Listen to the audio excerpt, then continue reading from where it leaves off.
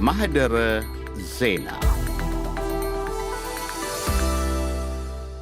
አባባሉ ቀልድም ምርም ፌዝም ምጸትም ሊሆን ላይሆንም ይችላል።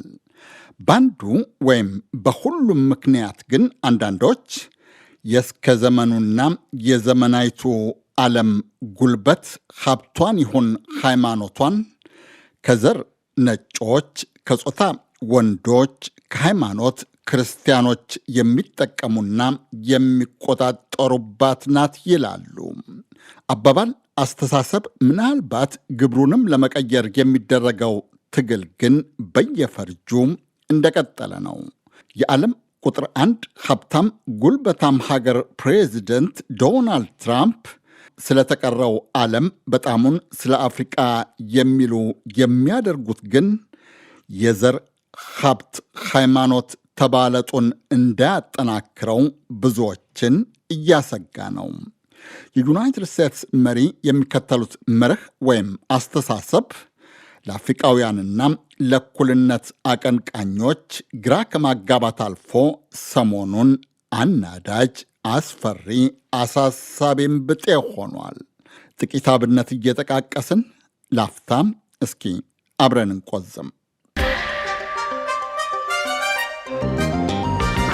መጀመሪያም ከ2017 ዘመኑ በሙሉ እንደ ግሪጎሪያኑ አቆጣጠር ነው እስከ 2021፣ ሁለተኛም ከጥር 2025 ጀምሮ የዩናይትድ ስቴትስን የፕሬዝደንትነት ስልጣን የያዙት ቱጃር ፖለቲከኛ ዶናልድ ትራምፕ በቅርብ የሚያውቋቸው ደጋግመው እንዳሉት ለተቺም ተቃዋሚ ተፎካካሪዎቻቸው በእርግጥ ምህረት የለሽ ብጤ ናቸው። በ2016 በተደረገው ምርጫ ትራምፕን የተፎካከሩት የዲሞክራቲክ ፓርቲዋ እጩ ሂላሪ ክሊንተን ነበሩ። ክሊንተን ፖለቲካ ዲፕሎማሲን እንደ ቀዳማዊት እመቤት ከባለቤታቸው፣ እንደ ሕዝብ ተወካይ ከእንደራሴነት፣ እንደ ዲፕሎማት ከውጭ ጉዳይ ሚኒስትርነት 24 ዓመታት ለምደውታል፣ ሰርተውበታልም። አሜሪካ ግን በርግጥ የዋዛ አይደለም። ከዘመናት ልምድ ዕውቀት ሴት ይልቅ ሀብታም ነጋዴ ወንዱን ፖለቲከኛ መረጠ። በ2020 ሁለት ወንድ ነጭ አዛውንት ፖለቲከኞች ለውድድር ሲቀርቡለት ግን አሜሪካ ከሀብት ይልቅ በዘመናት ሂደት የካበተ የፖለቲካ ልምድ ዕውቀት ብስለትን መረጠ፣ ጆ ባይደንን። በ2024 ትራምፕን የገጠሙት የህንድ ጃማይካዋ ክልስ ውልድ የሕግ አዋቂ ሴናተር፣ ምክትል ፕሬዚደንት ግን ሴት ፖለቲከኛ ነበሩ፣ ካሜላ ዴቪ ሃሪስ። ትራምፕ በቀላሉ አሸነፏቸው። ከፖለቲካ ጥበብ ይልቅ ንግድን፣ ከዲፕሎማሲ ይበልጥ ኃይልን፣ ከድርድር ይብስ ማናህሎኝነትን፣ ከመተባበር በላይ ግለኝነትን የሚመርጡት ዶናልድ ትራምፕ በመጀመሪያው ይባል በሁለተኛው ዘመነ ሥልጣናቸው ያስተዳድራቸው አብይ መርህ አንድና እሳቸው እንዳሉት አንድ ብቻ ነው፣ አሜሪካ ትቅደም።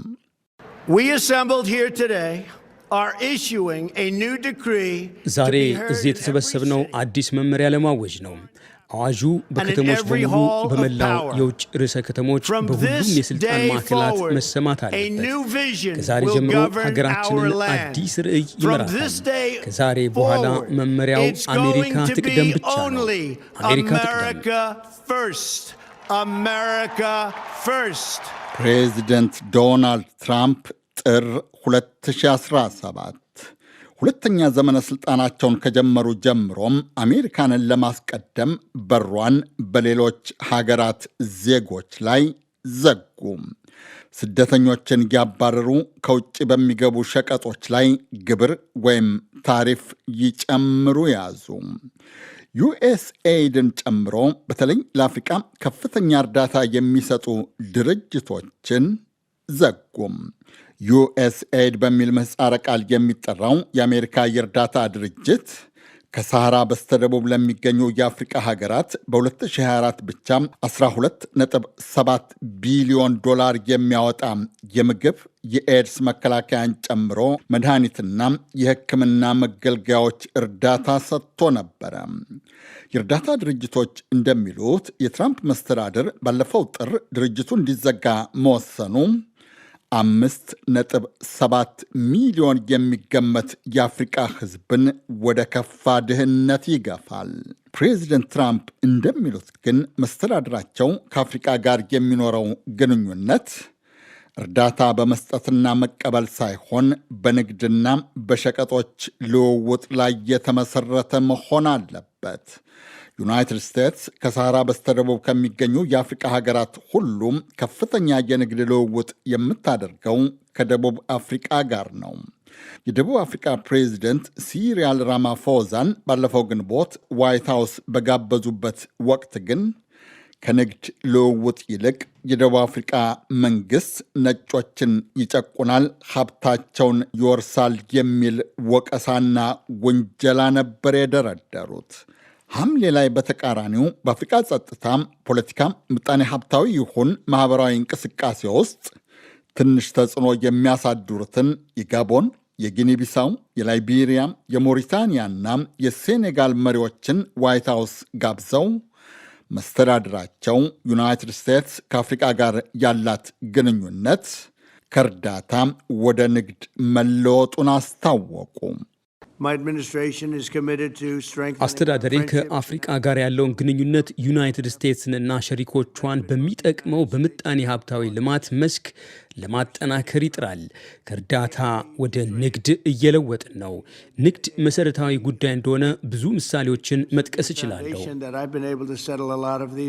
የትራምፕ ቃል ለብዙ አፍሪቃውያን አስደሳች ባይባልም ተስፋ አስቆራጭ ግን ባልሆነ ነበረ። ትራምፕ ሀገራቸው ለአፍሪቃ እርዳታ ከመስጠት ይልቅ ንግድን እንደምታጠናክር ቃል የገቡት ከአፍሪቃ ሀገራት ወደ ዩናይትድ ስቴትስ በሚገቡ ሸቀጦች ላይ እስከ 51 በመቶ የሚደርስ የቀረጥ ወይም የታሪፍ ጭማሪ ከጫኑ በኋላ መሆኑ እንጂ ሰቀቀኑ። እርግጥ ነው በተለይ ሌሴቶ ላይ የተጣለው የ51 በመቶ ታሪፍ ወይም የቀረጥ ጭማሪ ኋላ ተሻሽሏል። 32 የአፍሪቃ ሀገራት ይጠቀሙበታል የተባለው የዩናይትድ ስቴትስ አጓ ደንብም ከጥቅምት በኋላ እስካሁን አልተራዘመም። ከፍተኛ ታሪፍ ከተጣለባቸው የአፍሪቃ ሀገራት አንዷም ከዩናይትድ ስቴትስ ጋር ከፍተኛ የንግድ ልውውጥ የምታደርገው ደቡብ አፍሪቃ ናት።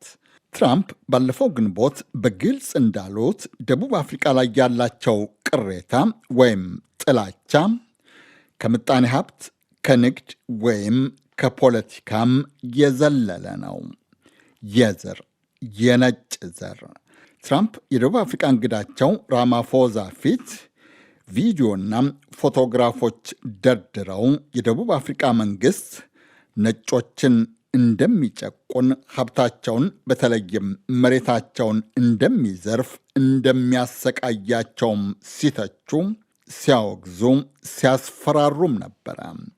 አንዳንዶቹ ፎቶግራፎች ኮንጎ ዲሞክራቲክ ሪፐብሊክ ውስጥ የተነሱ መሆናቸው ቢረጋገጥም የነጮችን የበላይነት ለማስከበር ቆርጠው የተነሱ የሚመስሉት ዶናልድ ትራምፕ ግን ነጭ ደቡብ አፍሪቃውያን ወደ አሜሪካ እንዲሰደዱ ፈቀዱላቸው። አሜሪካ ጥግ የምትገኘውን የጀማይካ ስደተኞችን ሳይቀር ከአሜሪካ ወደ አፍሪቃ ያስግዛሉ። መሰደድ የማይፈልጉትን የደቡብ አፍሪቃ ነጭ ዜጎችን ግን ወደ አሜሪካ ይጋብዛሉ። ከአፍሪቃ ጋር የንግድ ግንኙነትን ማጠናከር እሻለሁ ይላሉ። ደቡብ አፍሪቃን በዘረኝነት ያወግዛሉ። ዶናልድ ትራምፕ በሚቀጥለው ቅዳሜ ደቡብ አፍሪካ ውስጥ በሚደረገው የቡድን 20 ጉባኤ ላይም ዩናይትድ ስቴትስ እንደማትወከል ትራምፕ አስታውቀዋል። ደቡብ አፍሪቃ ከቡድኑ መውጣት አለበት እያሉም ነው።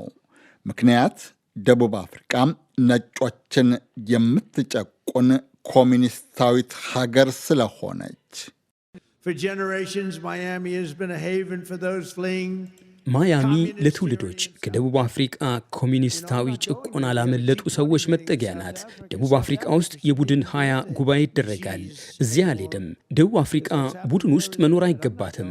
እዚያ የሚፈጸመው በጣም መጥፎ ነው። አልሄድም። አባል መሆን የለባትም። የደቡብ አፍሪካ ፕሬዝደንት ሲሪያል ራማፎዛ ባለሥልጣኖቻቸውና የመብት ተሟጋቾች የፕሬዝደንት ዶናልድ ትራምፕን ውንጀላ አልተቀበሉትም። ሰውየው ግን ሐቅ ሲጋለጥ ሕቅ እያላቸው በጉባኤው ላይ ምክትላቸውን ለመላክ የገቡትን ቃል አጥፈው ዩናይትድ ስቴትስ ጨርሶ እንደማትወከል አስታውቀዋል። ትራምፕ ደቡብ አፍሪቃን ነጮችን የምትጨቁን ኮሚኒስታዊት ፈላጭ ቆራጭ እያሉ የወነጀሉት የቻይና ኮሚኒስት ፓርቲ ዋና ጸሐፊ ሺ ጂፒንግን ለማነጋገር ደቡብ ኮሪያ ደርሰው በተመለሱ በሁለተኛ ሳምንቱ ነው። በእርግጥ ኮሚኒስቱ ማን ነው? ከቡድን 20 ወይም ከደቡብ አፍሪቃ በፊት የትራምፕ ውንጀላ ዛቻና ማስፈራሪያ ያነጣጠረው ናይጄሪያ ላይ ነበረ። ትራምፕ እንዳሉት የናይጄሪያ ጂሃዲስቶች በክርስቲያኖች ላይ የዘር ማጥፋት ወንጀል እያደረሱ ነው። የናይጄሪያ መንግሥት ጥፋቱን ለመከላከል በጂሃዲስቶቹ ላይ ሁነኛ እርምጃ ካልወሰደ ዩናይትድ ስቴትስ ትራምፕ እንዳሉት አፍሪቃዊቱን የ230 ሚሊዮኖች ሀገርን ትደበድባለች። የናይጄሪያ መንግስት በክርስቲያኖች ላይ የሚፈጽመውን ግድያ መፍቀዱን ከቀጠለም ዩኤስኤ ለናይጄሪያ የምትሰጠውን እርዳታና ድጋፍ በሙሉ ታቋርጣለች። የጦር ሚኒስትራችን ሊወሰድ የሚችለውን እርምጃ እንዲያዘጋጅ መመሪያ ሰጥቻለሁ። የምንደበድብ ከሆነ ፈጣን፣ ጠንካራና ጣፋጭ ነው የሚሆነው።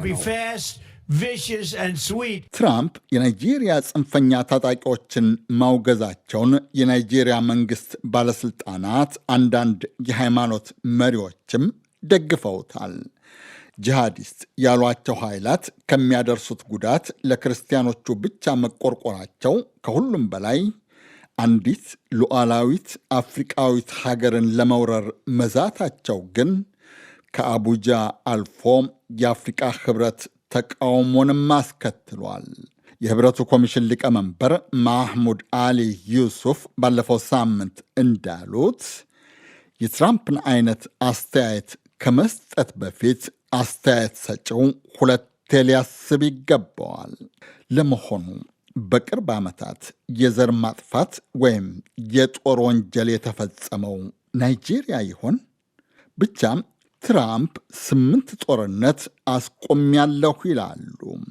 እንደ ጠቅላይ አዛዥ የሚያዘምቱት ጦር ግን ሶማሊያን፣ የመንን፣ ኢራንን፣ የቬኔዙዌላ ጠረፍን ይደበድባል። አሁን ደግሞ ናይጄሪያ ላይ የዛቱ ነው። ትራምፕ ከአፍሪቃ ጋር የንግድ ልውውጥን አጠናክራለሁ ይላሉ። የአፍሪቃ ትላልቅ ሀገራትን ይወነጅላሉ፣ ያስፈራራሉ። ወንጀለኛ የሚባሉ ስደተኞችን ግን ወደ አፍሪቃ ሀገራት ያስግዛሉ። ነጋሽ መሐመድ ነኝ። ቸር ያሰማን።